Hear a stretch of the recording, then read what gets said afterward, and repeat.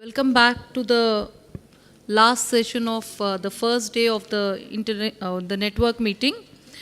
Uh, this is a continuous session on challenges of integrating responsible business conduct into corporate governance of SOEs. We have the moderator, Dr. Lawrence Lee, CEO, Corporate Governance Research Center, National Taipei University of Business, Chinese Taipei. I request Mr. Dr. Lee to be on the dais.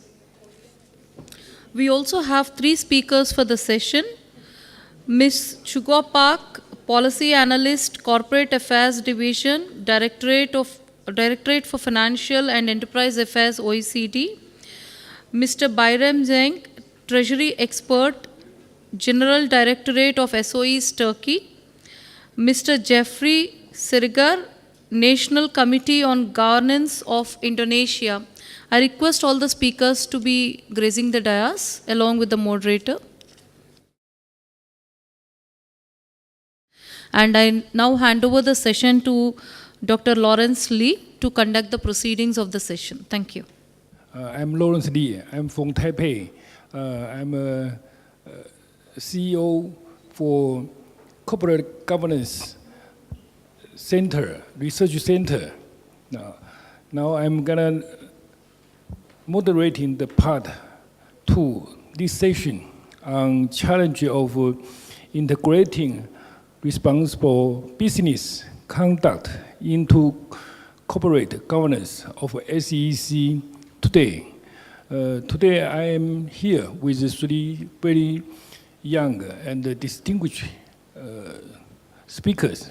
They are Miss Chang A. Park from OECD and Jeffrey Singa from Indonesia and Bayram Zengin from Turkey.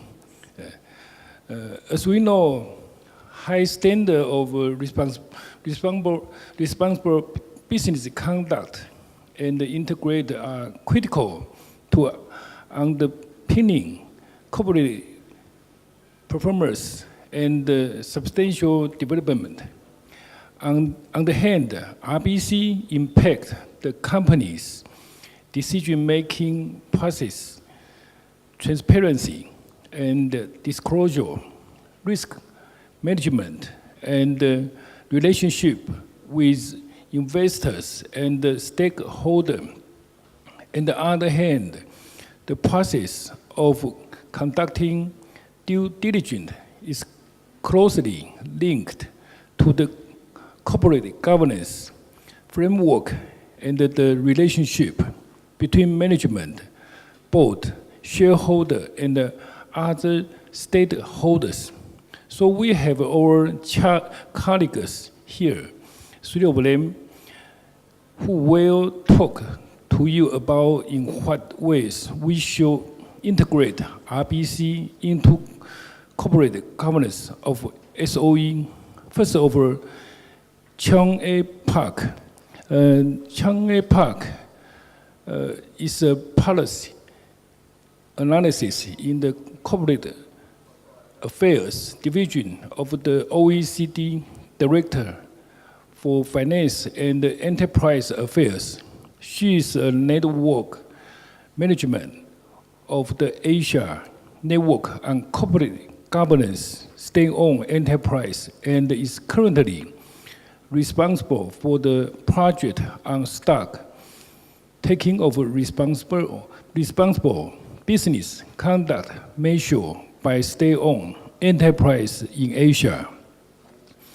Chong A started a career as a newspaper journalist at Korea Times, covering economic and industry policy, and has previous experiences in development, cooperation, effort, and the Presidential Committee on Green Growth of Korea, a Korean national. She holds a master's degrees of public affairs with specialists in economic governance from Society for Paris and the BA from Yongsin University in Seoul. He will give you key findings from the ongoing OECD stock taking exercise in RBC practice in SOE sectors. And Mr. Brian Zimjiang is an expert in the Ministry of Turkey Treasury and Finance in the development of the General Director of SOE. He is working in a department mainly responsible for executing the ownership function of the state on SOE. He is personally in charge of preparing annual investment and financing program, monitoring and reporting the performance of SOE throughout the year, as well as preparing the medium-term program for SOE. Junjian get his BS in Business Administration from the University of Economic and Technology in Turkey in 2013. And he will talk about his experience in Turkey. And Mr. Jeffrey Sigars will walk you throughout his presentation on how things are being done in Indonesia. Mr. Jeffrey, he is Executive Director of the National Committee on Governance Indonesia. Indonesia Institute of Auditor Committee, and Lembaga Komisaris, then Director Indonesia. He involved in developing certification competence program of governance initiated by National Committee on Governance Indonesia. He also involved in Auditor Committee certificate program initiated by Indonesia Institute of Auditor Committee. So we have a very good three experts. Then first of all, let me invite Chong A, policy analysis from the OECD to speak. Let's give her big applause. Hello, thank you, Chair, for your generous introduction. Hi, everyone. I'm Chong Park from the OECD Secretariat, working for the SOE governance team. So as our chair already told you, my presentation today broadly draws on the ongoing stock-taking exercise on RBC practices in SOE sector. So thank you very much for being with us today in this afternoon. This is the last session of the first day of the Asia SOE network meeting of this year. So we are getting there, so please be with us. So this is the outline of my presentation. First, I will talk about why are we focusing on SOE specifically, like to put things into perspective. And then I will talk about what can better RBC in SOE sector achieve. And then I will focus on the some relevant key international recognized standards on RBC, which are also applicable to SOE sector. And I'll give you some of the national approaches on enhancing RBC in SOE sector. And lastly, I'll give you some of the key takeaways from the ongoing OECD study on RBC practices in SOE sector in Asia. Okay, let's go to the next slide. Let's put SOEs into perspective. So when you look at this two charts, this clearly gives you an idea that why SOEs are economically important. So as of 2017, world's 25 largest listed SOEs add up to the market value of $2 trillion US. So, for comparative purposes, the top 5 tech giants like Apple, Alphabet, Amazon, Facebook, and Microsoft, they all have a combined capitalization of over $3 trillion. So, SOEs in the world economy is huge. Okay. And as one can expect, the SOE employment of the world's largest countries dwarf those of any individual country when you look at the chart on the left side. Although the EU as a whole is comparable in absolute numbers, So in the OECD area, SOE employment represents roughly about 2% of total non-agricultural employment. We don't have comparative figures for the non-OECD countries, but one can expect the share to be higher. And if you look at the SOE the sectoral distribution of SOEs, you can see that SOEs operate in very strategic industries like electricity, gas, and other important public utilities, and also in finance. So, yeah, this is why we have to really focus on improving the efficiency of SOE governance, and also, how to say, to improve SOE performance in overall policy framework. So as I think this was said several times before this session, today's consensus is aimed at corporatization and commercialization versus privatization.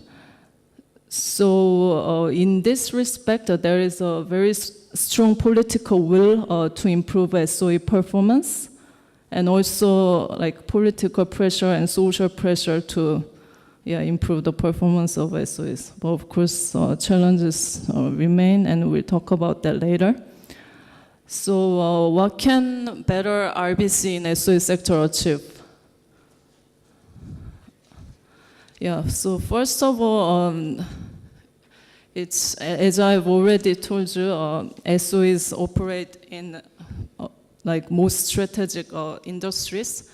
So as such, the government should set a tone of integrity at the top, which supports and demonstrates the SOE's commitment to integrity and legal compliance.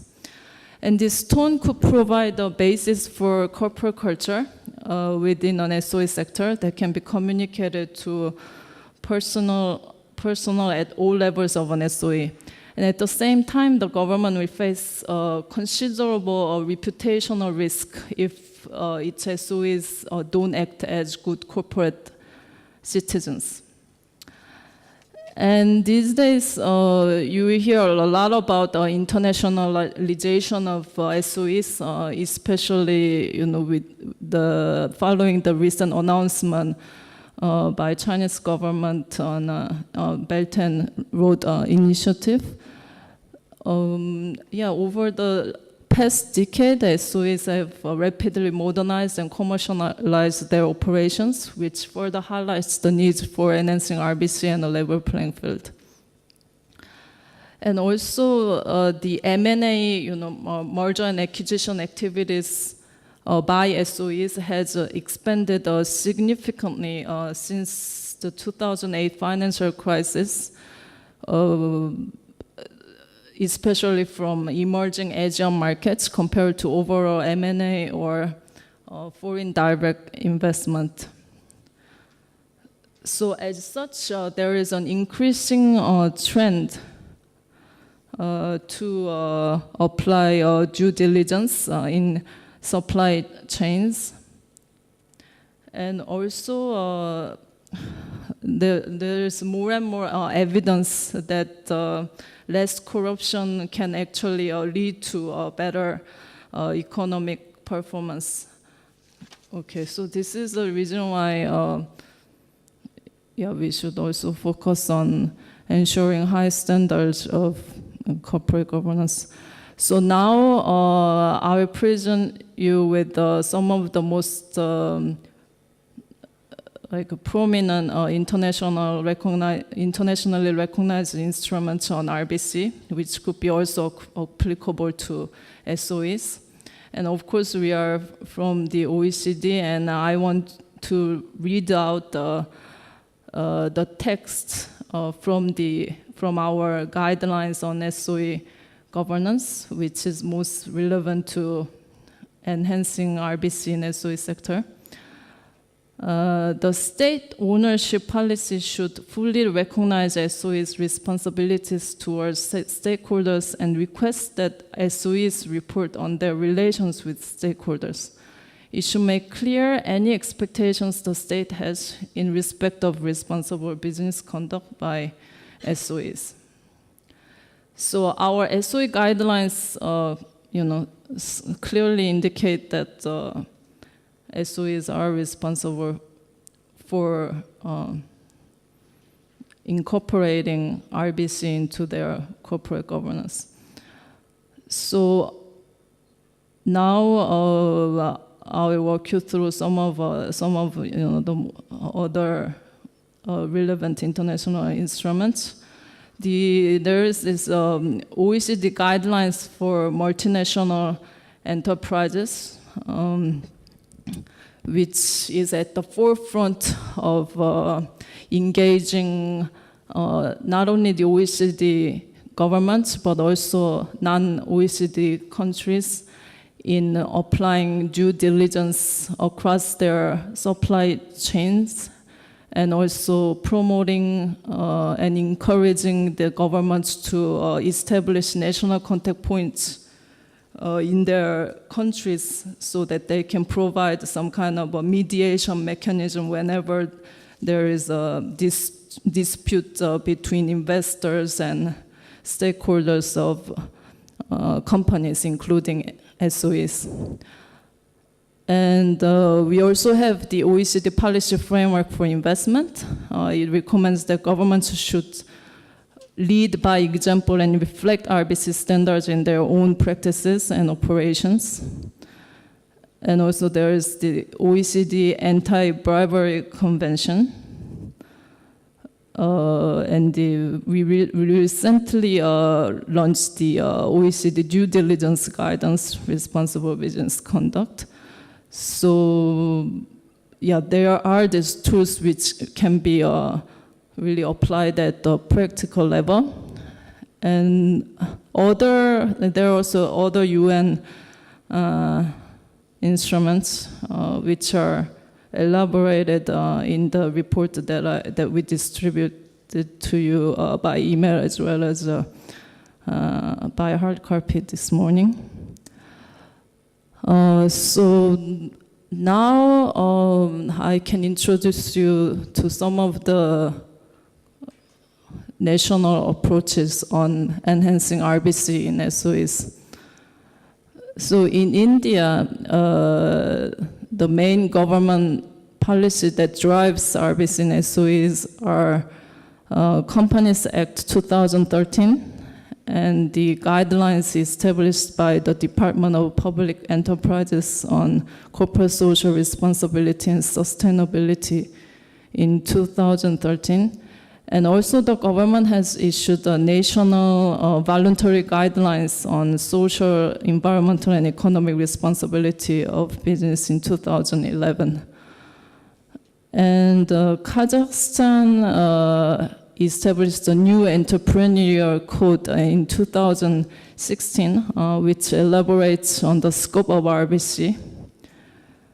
And also the reforms in the 2050 strategy integrate the environmental consideration in economic objectives to facilitate assessment of potential impacts of business activities on environment.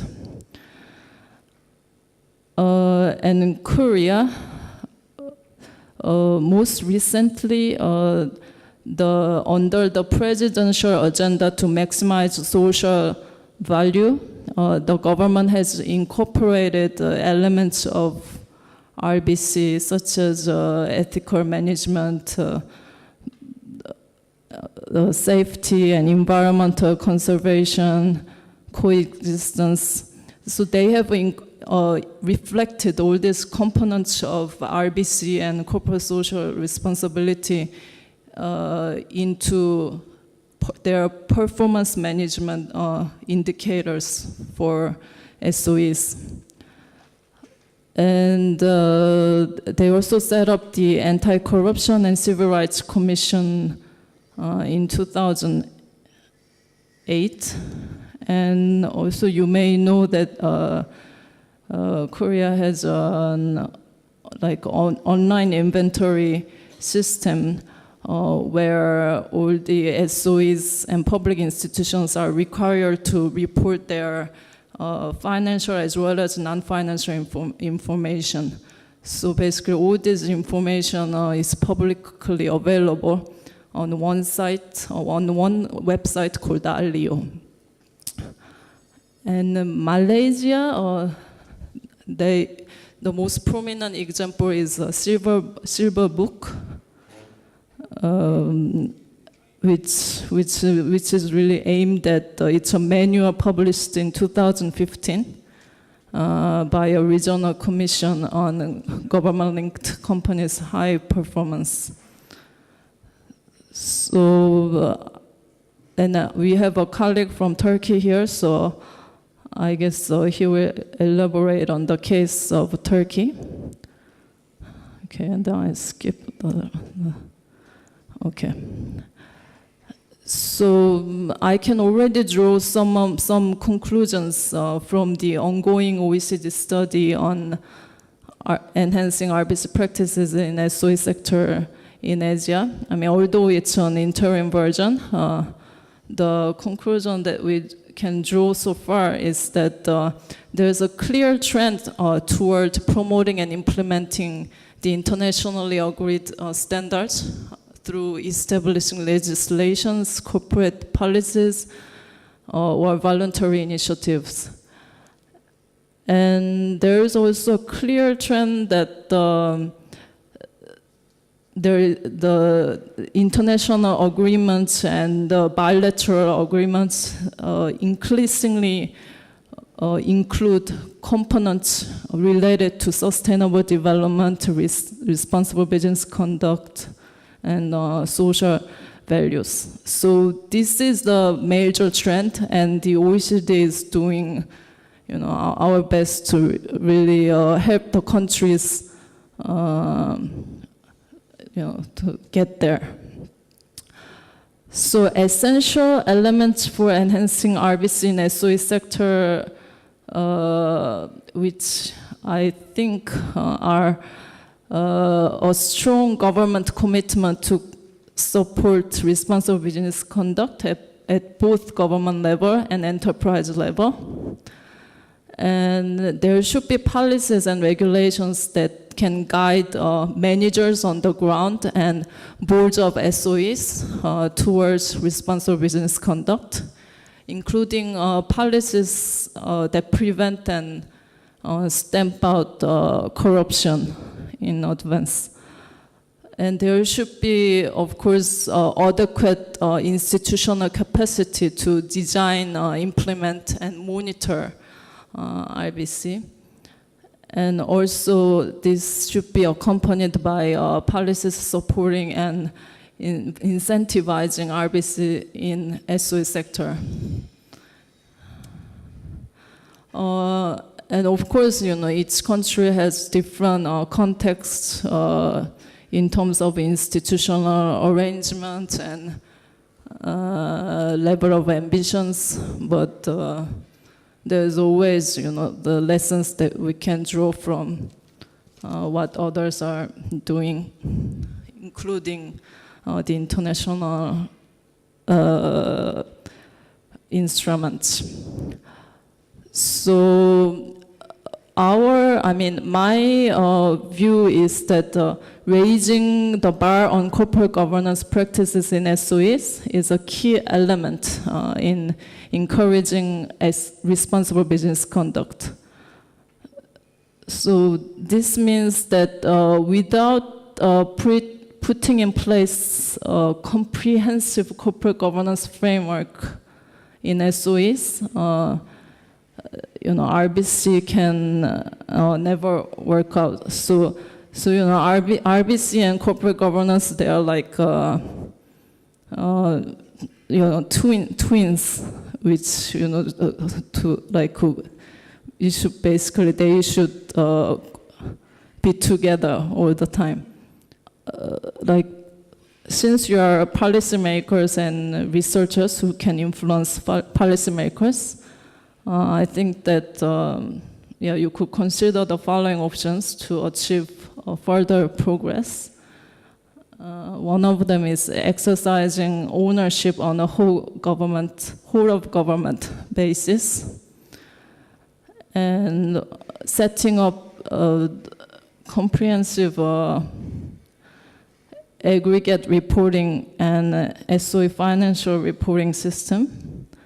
And this should be accompanied by, of course, very robust auditing systems regarding internal auditing as well as external auditing.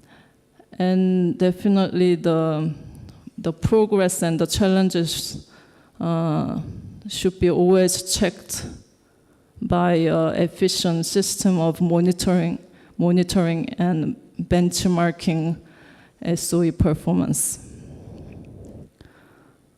So lastly, I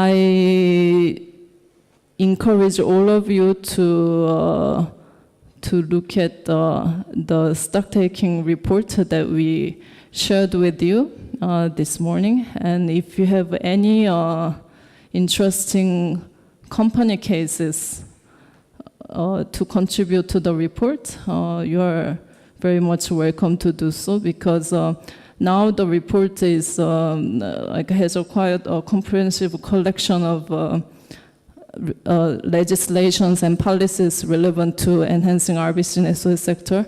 But we plan to add more examples of companies to see what they are actually doing on the ground. So if you have any interesting cases of SOEs that you want to share, please do so. So thank you very much, and thank you for your attention. RBC practice in SOE sector essentially call for putting in place comprehensive corporate governance framework first. Now I give the floor to Mr. Berem Zim, a treasury expert from the General Directors of SOC in Turkey, who will introduce recent relevant developments in Turkey. Let's give him. So, good afternoon, ladies and gentlemen. Firstly, thank you for your precious presentation, Chung. That was very basic information about how RBC works in state-owned enterprises, especially in the other countries. This was an invaluable input for us. Firstly, I want to thank all the participants of the respected countries and the respected sponsors of this precious event, namely the OECD, for its role to generate such a rich discussion, and platform, and Korean Institute of Public Enterprise and Institute of Public Enterprise as well for their invaluable support for making it possible to discuss matters outlined in this very precious agenda. Today I want to talk about the recent landscape for RBC and the challenges we face in terms of integrating it with the corporate governance of SOEs, specifically in Turkey. So I want to outline the topics that I'm going to present to you. The first of all, I want to clarify how, what kind of SOE system are there in Turkey and their ownership arrangements, their ownership structure. And then I want to clarify what government policies are covered regarding responsible business conduct based on the questionnaire we sent to the OECD. So in Turkey, there's specifically 5 main portfolios according to their legislation. The first portfolio and the most important is the SOEs that is fall under the scope of a decree law, which we call it 233 decree law. These portfolio are the most significant portion of our all SOE sector. And the other portfolio is the 4046 portfolio. This is for abbreviation is for sale companies, I mean privatization portfolio. There are also some state-owned enterprises that in this portfolio state has more than 50% share. And we have also financial SOEs, which mainly includes state banks, and the local SOEs, which is mainly cover the municipality and other local administration companies. And we have also other SOEs that does not fall under any of these categorization. But I should emphasize that the first 2 of this portfolio are the unique in its characteristic because these enterprises have unique governing bodies, ownership bodies. Namely, 233 is under the responsibility of Turkish Ministry of Turkish Treasury and Finance, and the privatization portfolio, namely 4046 portfolio, is under the privatization administration because they have unique ownership entities. The second topic I want to discuss about the main RBC policies regarding state-owned enterprises. The first thing that I want to mention here is that as you all know, it's the first priority that multinational enterprises obey is obeying the domestic law. This is actually important for our state-owned enterprises.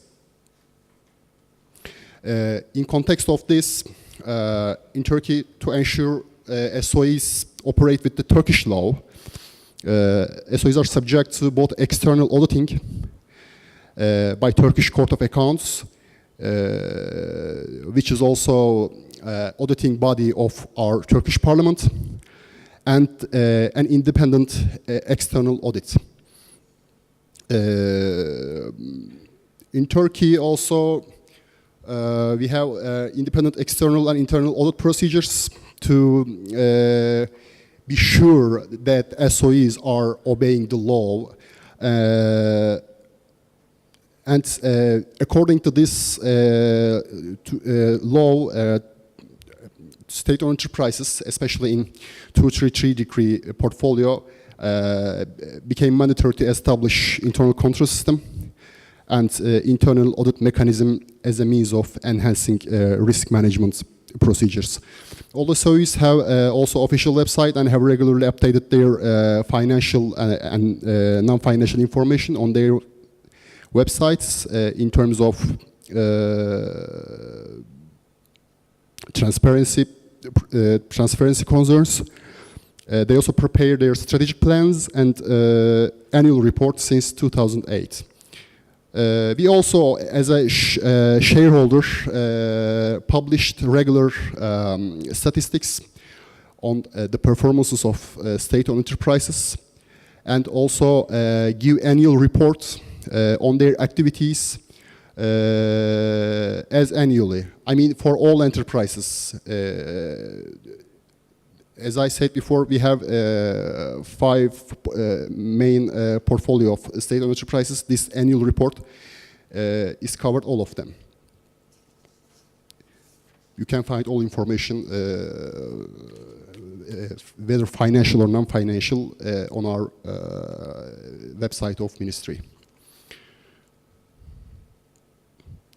So, in Turkey, in responsible business conduct for all multinational enterprises, there is a chapter named Human Rights and Employment. In Turkey, employee rights are being followed by trade unions. Government and the trade unions sign a collective bargaining agreement every 2 years. This agreement includes the improvements of standards on workers and employers' working condition, as well as their wages and other conditions that affect the employers' situations. In addition, when a decision is taken to restructure, I mean for SOEs, whether it is for closing or privatizing an SOE, the rights of workers, employees are bargained collectively by trade unions in order to mitigate the employment impacts of this very important decision. The right of workers, employees to form or join these trade unions is protected by Turkish law, and as it is internationally recognized and human right. With regard to whistleblowing, we unfortunately do not have general policy, especially with respect to law. But law itself does not interfere to companies to conduct for business whistleblowing practices. On the other hand, Turkey adheres the guidelines for multinational enterprises, and is one of the 44 countries adhere it, and therefore there is a national contact point being administered by the Minister of Economy. And there is no, as I said, actual block for building a whistleblowing mechanism. But as I said, this is the one way, this is the one point that we lack in actually doing responsible business rightly. In Turkey, there is a general policy for individual people, actually the citizens. They have a constitutional right to get information from the companies, and therefore all stakeholders can easily access the relevant, sufficient and reliable information on a timely basis, because there is a legal obligation on getting the company's information on timely basis to able to exercise their rights. I mean, right to information. So this is the human rights and employment section. The other one is ethics. The ethics is has gaining its importance throughout the 1998 and 2000 financial crisis, which occurred and severely impacted our national economy in those years. The government has actually, by the influence of national organizations like IMF, had particular importance to the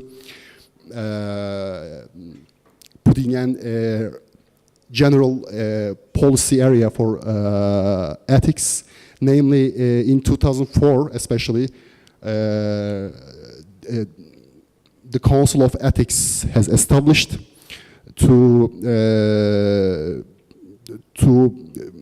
put into place the government's general overview about obeying the ethic rules other than obeying the laws. And Parliament has passed the Turkish Code of Ethics in order to give prominence and eligibility to the Council of Ethics. Competition is another important part of this responsible business conduct issue. In Turkey, whether it is state-owned or privately owned, all enterprises which has economic nature obey to the rules that is based in Turkish competition law. And there is an independent regulatory body, namely Turkish Competition Authority, as you see in the slide. This authority are the only governing body that ensures a fair and level playing competition field for all enterprises, not just for private enterprises, but for state-owned enterprises. To ensure procurement in public, we have a procurement law. This is a public law, but includes state-owned enterprises as well. This law regulates what should be the procurement procedures will be. There are general rules that governing the transparency and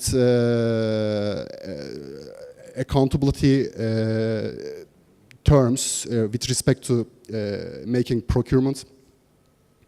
And state-owned enterprises fall under this specific law.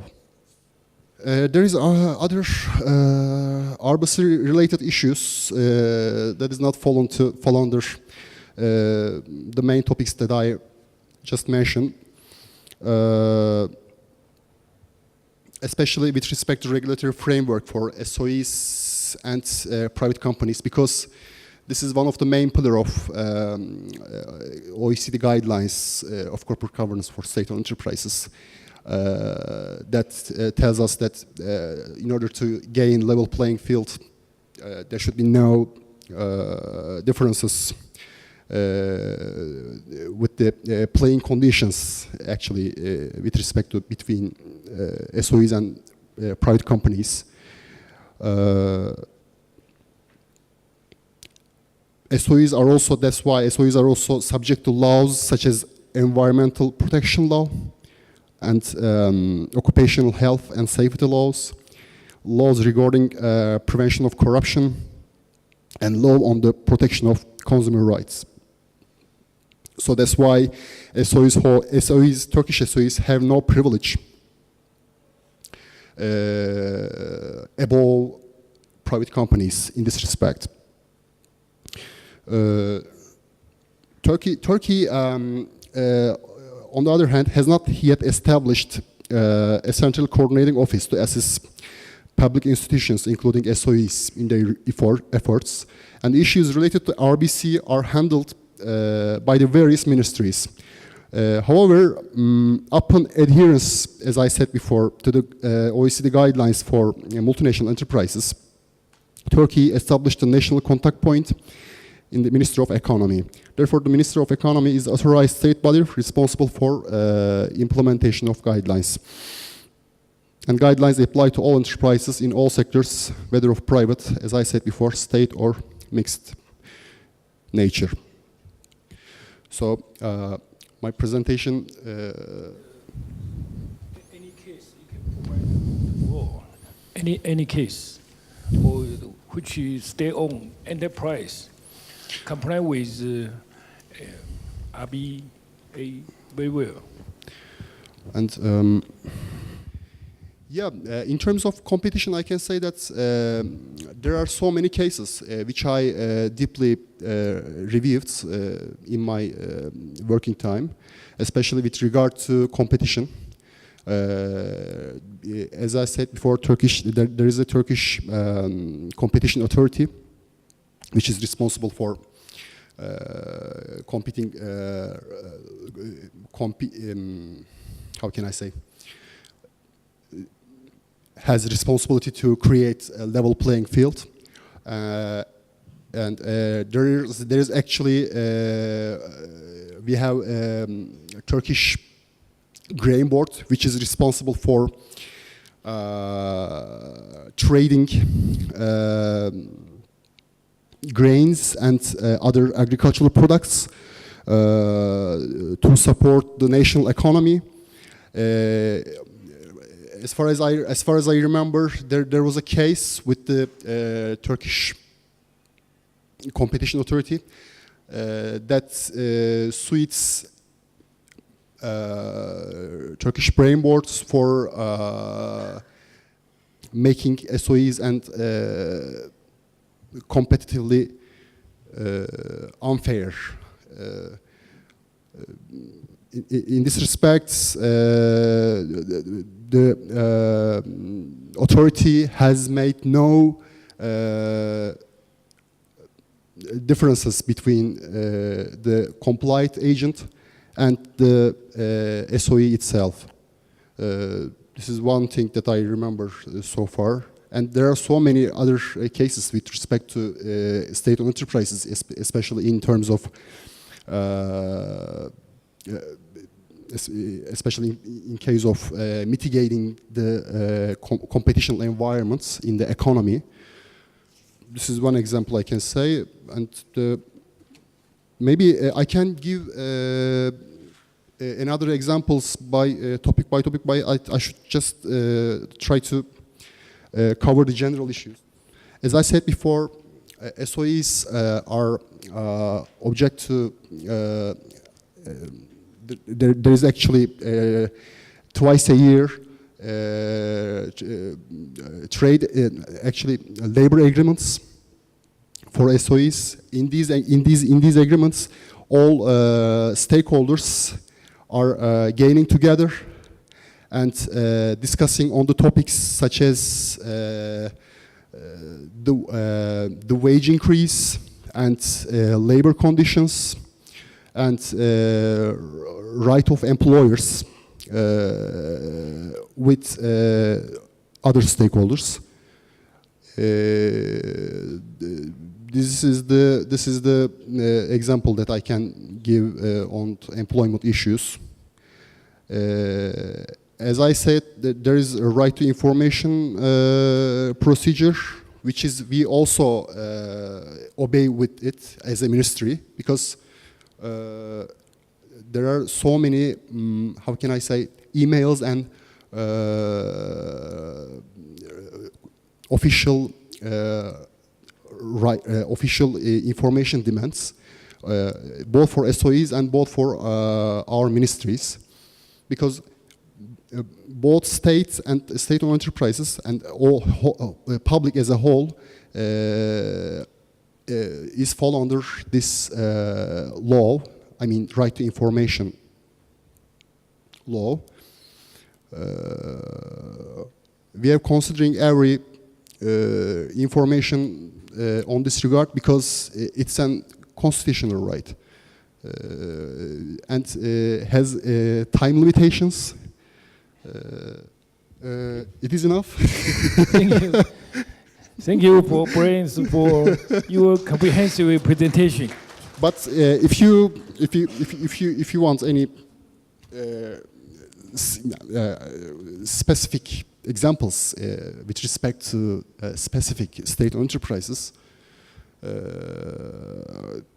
I can give details, but I have just limited time as far as I know. But that's why thank you again.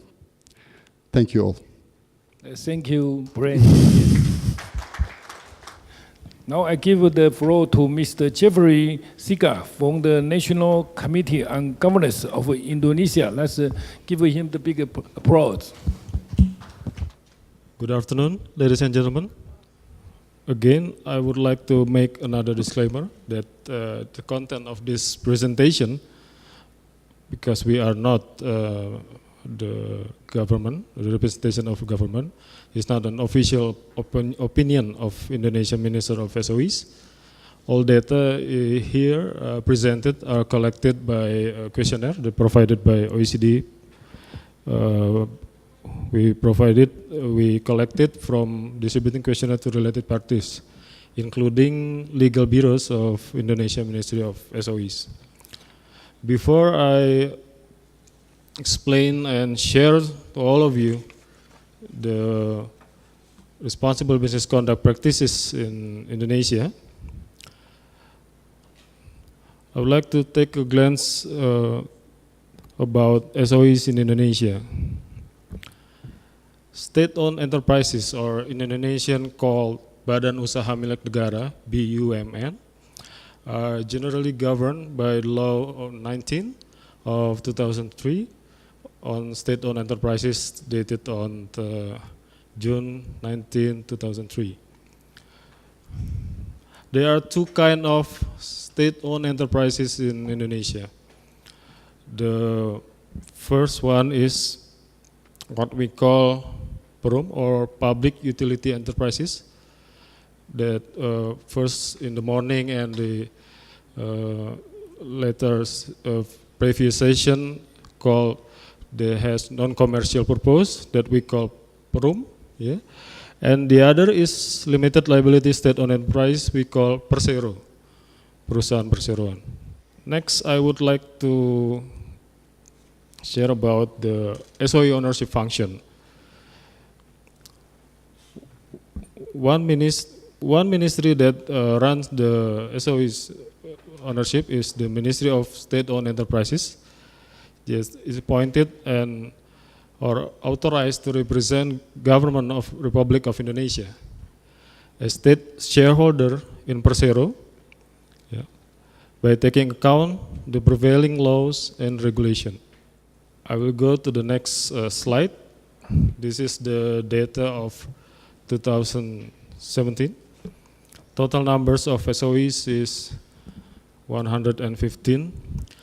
This number is decreasing because the policy now, we have some strategy from Ministry of SOEs to grouping, holdingization the similar SOEs as a one group, so they merge. We are not closing, but merge the similar SOEs that are from same industries to make more concise and more convenient to manage by Ministry of SOEs. The total assets in 2017 is similar to 7,200 trillion rupiah, or in US dollar about 500 billion. All SOEs has the total type of industries almost in every life aspect, yes, such as storage, transportation, hotel, water, electricity, construction, gas, real estate, and so on and so forth. I would go to the next slide. Before I try to share the practices about RBC, I would like to explain that the term responsible business conduct is not known and stipulated yet in our law and regulation. The concept is there, the practices is there, the trend is there, but we are not known the term responsible business conduct in any regulation. So the element of RBC is there. Yeah, the element of RBC is implemented, but responsible business conduct, the term of the responsible business conduct is not, it cannot be found in any law and regulation in Indonesia. I try to take to the first part about policy for enhancing the role of state in ensuring enhancing responsible business conduct in SOEs. As I mentioned before, the current institution responsible for exercising state ownership right in SOEs are Ministry of Finance and the Ministry of State-Owned Enterprises. Ministry of SOEs currently supervises 115 or maybe the 115 SOEs, where the government of Indonesia owns more than 50% of the company shares, because there are companies that listed companies that are also owned by other shareholders. In terms of disclosure and transparency, the SOEs are obliged to disclose and provide transparency for some data and information to public as required by current regulations. This means that disclosure and transparency is one of the stressing of any regulation by Ministry of SOEs to enforce the regulation. In terms of human rights, the SOEs are obliged to apply their corporate responsibilities as required by Law 40, 2007. This law is about, we call limited company, but in other countries may be mentioned like corporate law. This is the corporate law for Indonesia.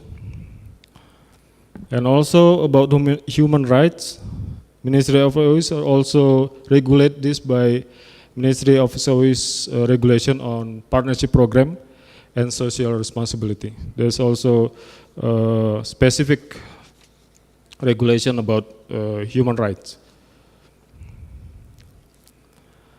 Government of Indonesia also effort to ensure the responsible business conduct of SOEs regulated under national policy. As I said, as I mentioned before, the terms is not explicitly responsible business conduct, but the elements and the practices is there. I would like to stress the next point is the process of rule-making rules in developing regulation involving related government institution. The role of making rules introduced by Indonesia Financial Service Authority, or we call in Indonesia OJK, who make some step, who make a process to certain steps. First, they create the exposure draft to the public to get a comment, and then after the comment collected, they invite the related parties to have FGDs, focus group discussion, discuss, get more information, and then they create another draft, and then after the second draft, if there are no other input, maybe then the regulation is being published. The government of Indonesia always refer to the internationally recognized instruments and practices when drafting any regulations related to SOEs. I would like to convey to this meeting that Indonesia has a different type of system. We have two board system instead of one board in most of the country in this room. So if we adopt or looking for best practices, we are carefully adopted because there are totally different treatment, different board, because we have two board that equally same as the law, our corporate law. We have management board and supervisory board. That's why we have to really carefully develop what is the best implemented best practices to Indonesia. Maybe Indonesia is one of the rare country which always still using two-board system. Yeah. Next, I would like to address about RBC and the exercise of ownership rights. The government of Indonesia, through the Ministry of Finance and or the Ministry of SOEs, act not only as supervisory bodies for SOEs, but also represents as shareholder to the SOEs. This point I would like to share about how this could be maybe not a problem, but maybe become a burden to Ministry of SOEs, because these two functions make them very busy to act and also to exercise their duties. I would like to illustrate to you. Sometimes the office of Ministry of SOEs close at midnight. Yeah. For running this two different functions that really need some extra effort to understand, because they're all bureaucrat, they're all public servant, they are not businessmen. So you can imagine how difficult to get a sense of business in represent them as a shareholder. Government of Indonesia, through the Ministry of Finance and our Ministry of SOEs, have a regular communication and hearing with the Parliament. This is what I bolded with the Parliament. This is very crucial to Indonesia, because SOEs is very sexy topic. Every eye is looking for them. Yeah, even the Parliament. So this should be.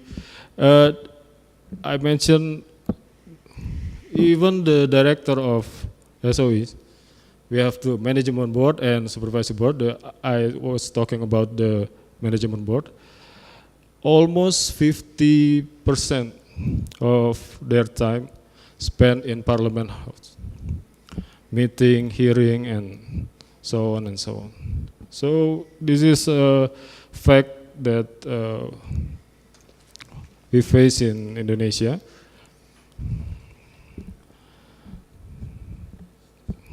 About ownership of SOEs, because everybody feels they have SOEs.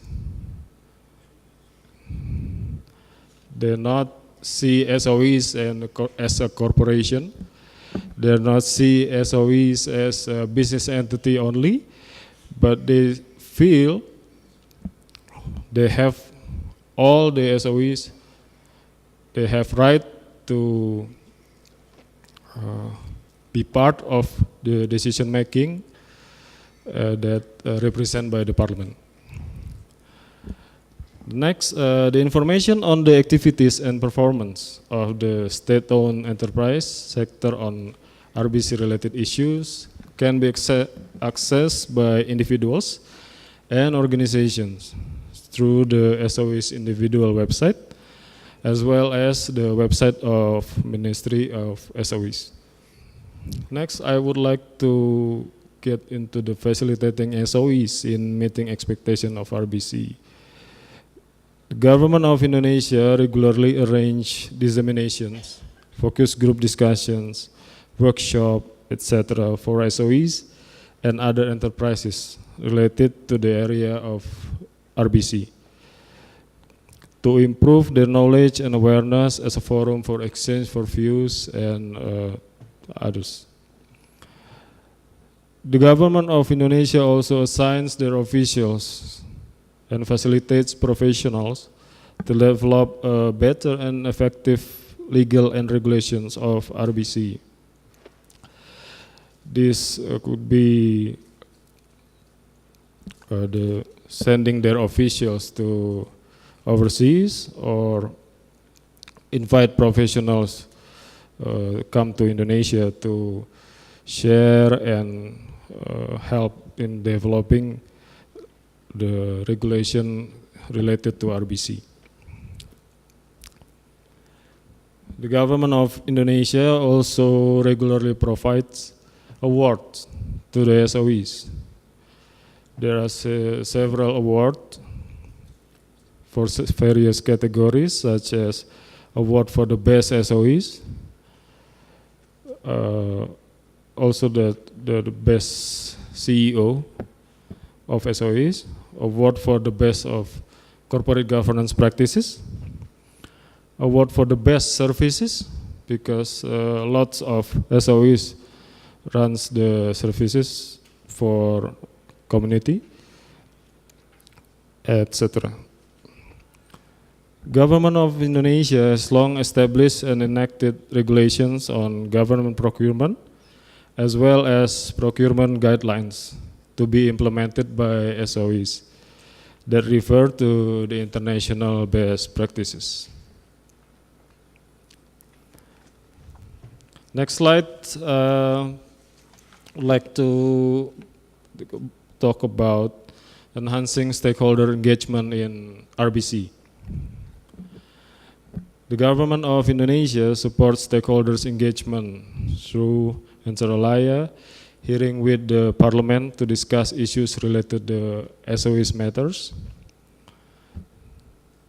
The government of Indonesia also encourage active engagement of stakeholders through the establishment of working group to handle the problem or obstacles faced by industries, investment that may conflict with the interests of communities. These activities runs by Ministry of SOEs. The government of Indonesia also encourages and provides legal basis for the establishment of worker organizations in SOEs. Every SOEs has worker organizations. Sometimes we call it labor organization, but we prefer the term of worker organizations. Generally, the consultation with stakeholders are in hoc basis. There are no regularly consultation with the stakeholders. When there are some issues, there should be discussion with the stakeholders. The association for such consultation are stipulated in various laws and regulation. Next, I would like to continue to the next slide about stakeholder engagement. The government of Indonesia provide publicly accessible legal process for stakeholders. For instance, under regulations on environmental, the stakeholders' right to complain or bring the SOEs to the court of law are justified, and the procedures to do that can be found in the website of the Ministry of Environmental Affairs.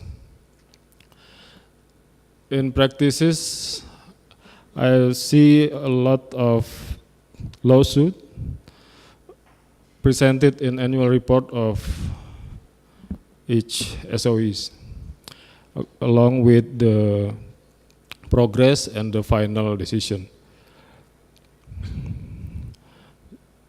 For your information, the court justice in Indonesia takes a long time, so there are some outside court agreement that should be approached instead of going to the court. The next point is what I said before. The government of Indonesia provide non-judicial mechanism for conflict management involving investors under the law number 30, 1999, about arbitration and alternate dispute resolutions. Ministry of SOEs always encourage SOEs to use this mechanism to resolve their problems. Whistleblowers who report legal misconduct of either by the state of the SOEs are protected by the law under the Ministry of SOEs regulation on guidance of whistleblowing system. I would like to talk about promoting RBC through international cooperation, promoting international RBC policies and principles. The government of Indonesia encouraged domestic SOEs to operating abroad, particularly for SOEs that are already enlisted in the Fortune 500 and the companies that are prepared and targeted to be one of the Fortune 500 companies. It is the policy of the government of Indonesia that its SOEs should comply and fulfill requirements stipulated by environmental laws and regulations, as well as to undertake any necessary mitigation to minimize adverse impact of SOEs activities.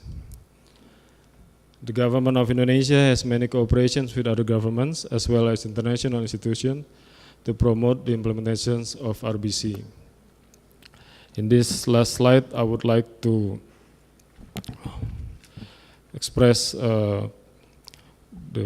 our gratitude to OECD that make this forum to talk about responsible business conduct, because as we are aware, Indonesia is one of the responsive country to adopt any corporate governance issues, code or principles that try to elevate the level of corporate governance implementation in Indonesia. So we are supporting OECD to make a great framework on responsible business conduct, so we can adopt and implement it. Not only right now we have scattered element like a puzzle, but with a great framework we could make this responsible business conduct implementation more effectively. I think that's it for me. Thank you for your attention. Thank you for Jeffrey. The public sector value chain consists of people, service, and trust. Value is creative when a SOE is able to meet its service delivery objective, leading to client satisfaction and building citizen trust and confidence in the SOE. 2. While law and regulation are necessary to not only enhance responsible business conduct, but also enforce it, the challenge is to balance the legal and the regulatory regime with the SOE business model.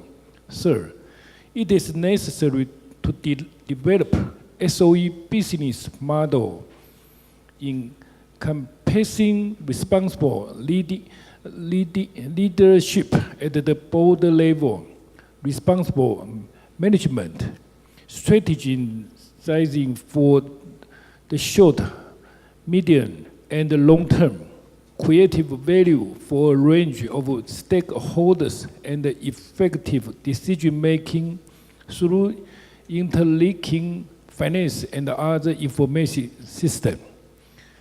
That's my thought from three distinguished speaker presentation.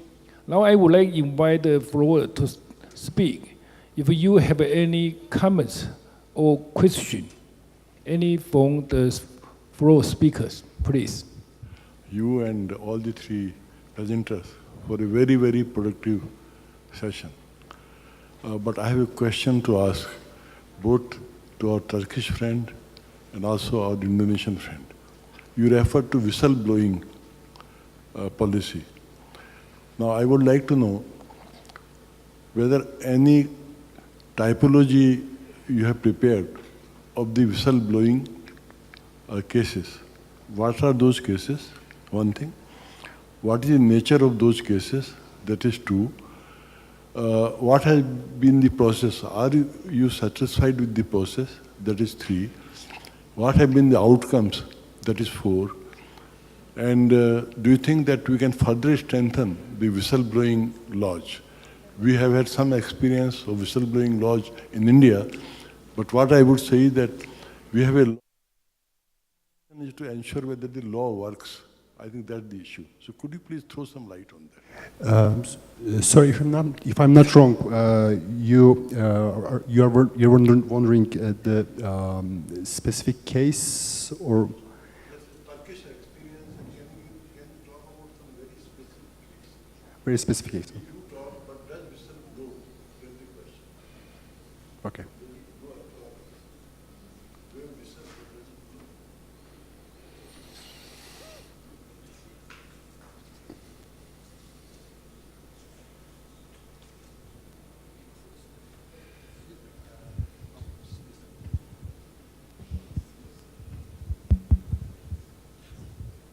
Thank you, Prof. Misra. I'm not in capability to take specific cases about whistleblowing system because in our experience in Indonesia, it depends on the culture of the nation first and the culture of the SOEs. What I know is whistleblowing system is the system that makes complaints or any other strategic issue comes, but actually in the practical it's all about very small things like cheating wife or husband, and so many rubbish that has to filter among the whistleblowing. So you have to make the filtering, the effective filtering system, to make sure that only strategic matters that can endanger the SOE's sustainability that comes to the what we call in Indonesia comes to supervisory board, because whistleblowing system in Indonesia, with my experience, is only effective when it comes to supervisory board. It doesn't effective if it comes to management board. Several cases in SOEs may bring down some directors.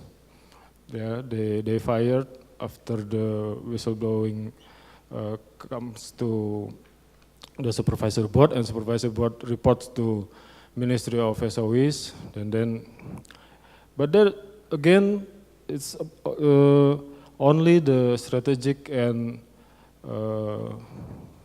hot issues that comes to supervisor, not the small and not important issues.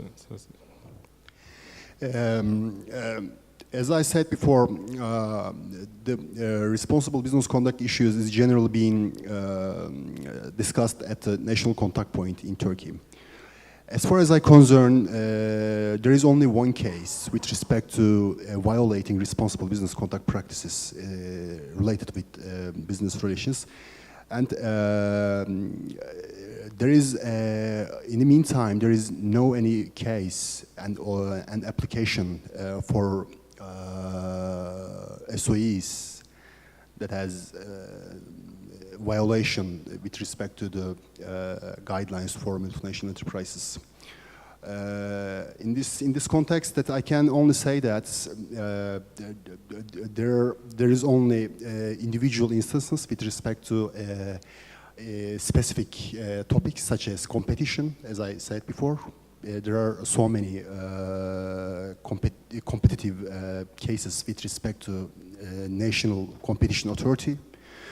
And some of them are being finalized as being accused of, the authority accused state-owned enterprises, like as I said, the Turkish Grain Board for directly deteriorating the competitive market environment. That's the one thing that I can give a specific case about SOE, state-owned enterprises. So, is it fulfill your expectations? I don't know, but I have a very specific question to ask. There are a number of SOEs in many countries. They have a non-disclosure agreement. We call them NDA. When you have a non-disclosure agreement, can we blow the whistle there? Now we have some cases of that in India. I won't mention SOEs, but there is a case of a very large IT company where, you know, there was an NDA and a huge remuneration deal was settled, you know, in the board for the director. Then there is another case of one of the biggest foreign bank in India, where the CEO, you know, was involved, they say, inquiries on, CEO was involved in a transaction which should not have happened. That's the second case.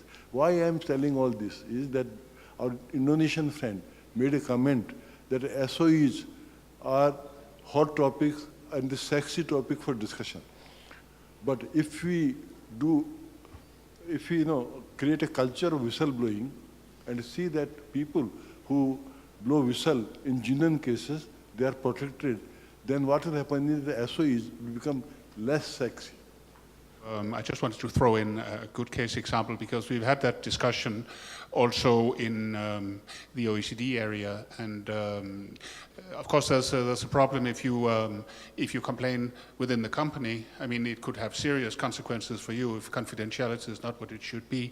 If it's held closely to the government, then even if you complain to the government, you get into trouble.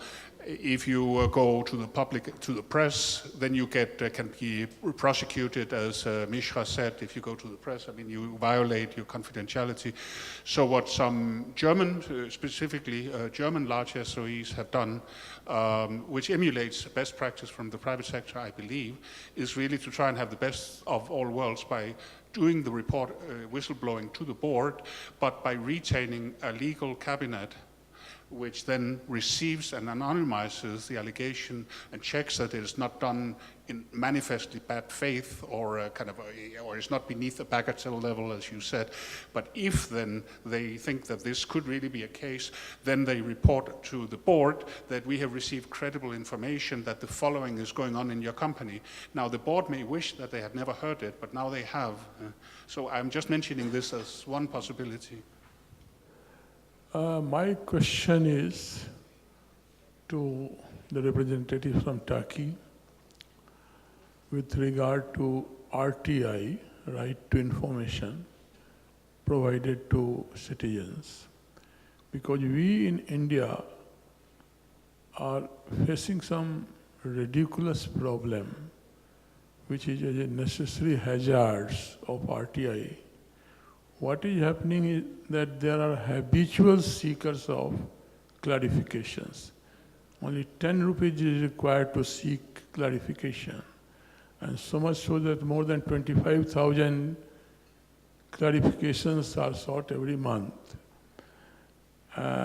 So what is the position in Turkey? Number one. I hope my question is clear to you. Second is that in India, RTI, this right to information, is only applicable to government sector and SOE, state-owned enterprises. It is not applicable to private sectors. So what is the status in Turkey? These are the two questions. Thank you very much. With the policy, I can say that, as I heard before, there was some charges being for monetary charges for applying right to information. In Turkey, it is free of charge, actually. There is no specific constraints being considered, and this right to information has been given to all citizens for all level of enterprises, no matter what their nature is it or state or private. It does not matter. This is the one answer I can give. And secondly, I'm actually not well aware of the government, how our government apply this law into the reality. But I can only know from our perspective as a Minister of Treasury and Finance, we have a duty at least, as I said before, 15 days to respond such information demands. And there is, of course, also definitions with respect to the highly private information. There are actually provisions on the Act, right to information, which gives a definition of the private information itself. General information I can give about right to information if it is, of course, fulfill your expectation, but I can give specifically about right to information all. Professor Misra, I remember one case that very popular about state-owned enterprises. Do you remember CEO of Garuda Indonesia that takes bribe from Rolls-Royce? Yeah. What I'm saying is, whatever the whistleblowing system you have, as long as in place and effective, the whistleblowing comes from Rolls-Royce, not from Garuda Indonesia. So my closing is, when you committed to fraud, you can run, but you can hide. Thank you. Okay, any other question? Otherwise, I would like to make a conclusion for this section now. Why GAPS remind government state-owned enterprise and other stakeholders have been developing innovative policy initiative aimed at fighting this. An increasing number of jurisdictions have been making efforts to enhance responsible business conduct and substantially develop both through the promotion and the implementation of the international agreed standards and through legislation. corporate policies or voluntary initiative. The success of various RBC programs is yet to be determined, but we see the increasing pressure for accountability and transparency in all forms of corporate behaviors are supporting the refinement and the improvement of those programs. Most important, we can all agree that raising the bar on corporate governance standards is key issue when it comes to enhance RBC in SOE sectors. Thank you very much, everyone, for your attention. We finish this session. Thank you. Thank you, everyone.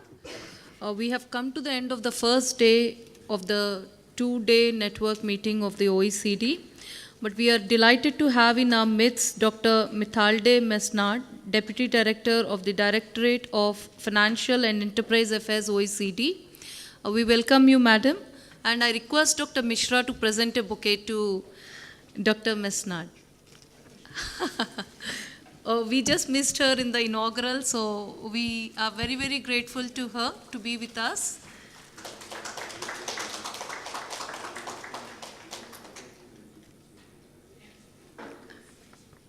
Thank you for being with us.